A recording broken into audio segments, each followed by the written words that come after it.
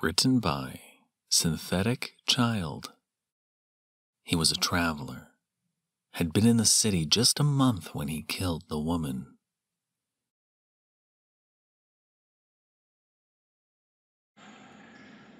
So, when the judge sentenced him to death in the pit, he knew nothing about what would happen to him.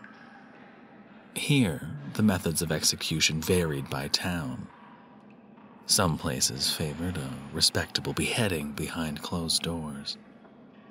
In others, you might be eviscerated in the public square, heart held aloft to a cheering crowd. The man had been given no details about his execution. So, as he waited in his holding cell, one amidst 24 prisoners, he asked questions. They were all from the city. Surely they could tell him what awaited them in the pit. The other prisoners were too occupied to answer. Some wept and screamed and rattled at the doors, pleading with the guards for mercy. Others sat solemnly in the corners of their cages, heads bowed. Through the bars of neighboring cells, some even held hands. After failing to get answers, the man was left to his imagination. The pit might be filled with water to drown them, or lions to tear them limb from limb. Perhaps, he thought, there would be nothing in the pit at all. They would be left there in the darkness to starve. The guards came. All the cells were unlocked. The 24 were marched out in single file. At the end of the corridor, a heavy iron door was opened. The room was empty. Bare stone walls and a paneled wooden floor. They were made to stand against the walls, 6 to a side. The door was bolted. Nothing happened at first. The man held his breath. Then the floor began to open up. Slowly, inch by inch, the floorboards retracted into the walls. In the center of the room came an opening the size of a coin, spreading outwards. Before the man's eyes, it became the size of a human head and kept growing.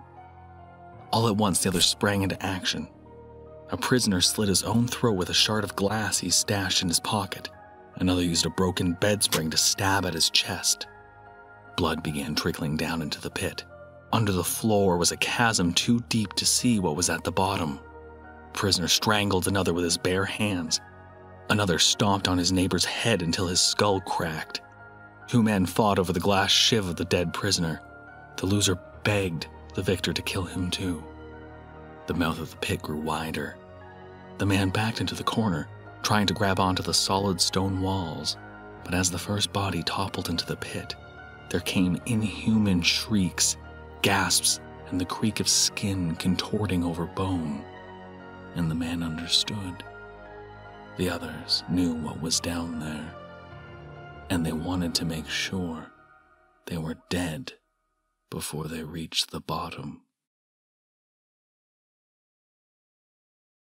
Business on top, party on the bottom. Written by MisterSkulk. I started the video call with as much excitement as usual. I sighed heavily. My finger weighed 1,000 pounds as I lifted it to hit the mouse button. I had on my suit jacket, shirt, and tie, but I was wearing shorts instead of pants. What a rebel I am. Thanks everyone for joining, I said, preparing to string together enough empty words to make it seem like I've done more than watch videos on the internet for the last week. Working from home has made it easier to hide things. I'm developing a framework that uses micro-influencers to create an organic community. I make myself sick sometimes. Sarah's name popped up in my window, but she didn't have her camera on. She shouldn't be on this call. Sarah was always competing with me for promotions or trying to get me fired, but she wouldn't admit it. I hate Sarah. I blinked and she was gone. I must be seeing things.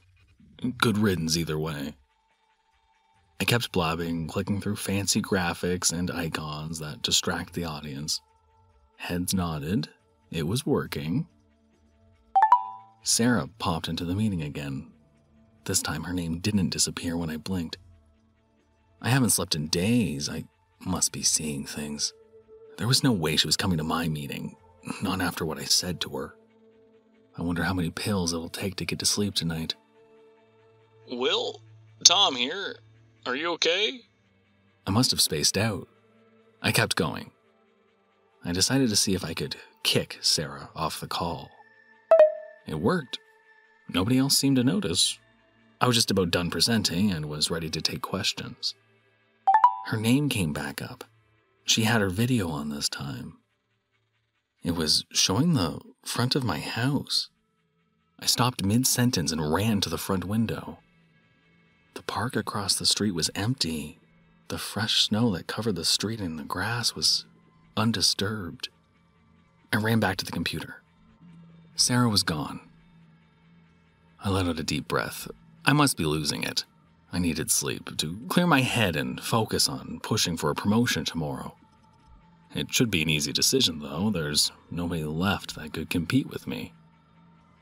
I got through the questions with the usual non-answers and was about to log out when Sarah came back on. Her video took a second to load, but it was unmistakable. The camera was pointed at me, sitting in my chair, business on top and party on the bottom. From the angle, it was a few feet behind me, getting closer. My eyes widened. I felt the blood drain from my face. It couldn't be her. All the videos said the body would be completely gone by now. I made sure of it. I turned around. Will has disconnected. Freedom of Choice. Written by brand new Nancy Drew. I've always liked having options. The freedom of human choice is exquisite. To be able to forge your own path in life, make decisions that are truly and uniquely yours. I've worked on a cargo ship for 2 years. I know it like the back of my hand, the cramped storerooms, the winding passageways, and the freedom such a tiny ship can give. I come and go from land and sea, board where I wish, and set sail a day or two later. I never stick to one spot too long. Never worry about a home, about settling down. Everything about a ship is options, options, options. But then, the storm came. I was in my room when it happened. I have small quarters on the ship, not much more than a closet. No one else to room with. I hated it at first, the cramped space, the worn bed sheets, the door that always jammed. Yes, I hated it until the storm. Cries and screams of my fellow crewmates echoed through the walls around me, the room tilting and spinning as we sank. Everything else went quiet around me. I realized that my tiny room and jamming door had left the space watertight. I was saved. I fell on my knees and thanked the gods, the sky, the sea. I wept tears of grateful joy. And now you see the true benefits that having options can give us. Freedom. Yes, freedom. Instead of lying at the bottom of the foamy sea, already having felt the sweet release of death, I am in my closet of a room 2 days later. It occurred to me sometime after the ship ceased moving that perhaps no one would bother to check the wreck to see if anyone had survived. It would only be natural to assume that everyone on board has perished. That is the choice they seem to have made. Oh well, I can respect choices. I can respect options. Ah yes, I have always liked having options. And now, see, down here at the bottom of the sea, I have many. Shall I starve, die of thirst, Perhaps I shall breathe up all the air and suffocate to death. Maybe I'll just open up this door and drown.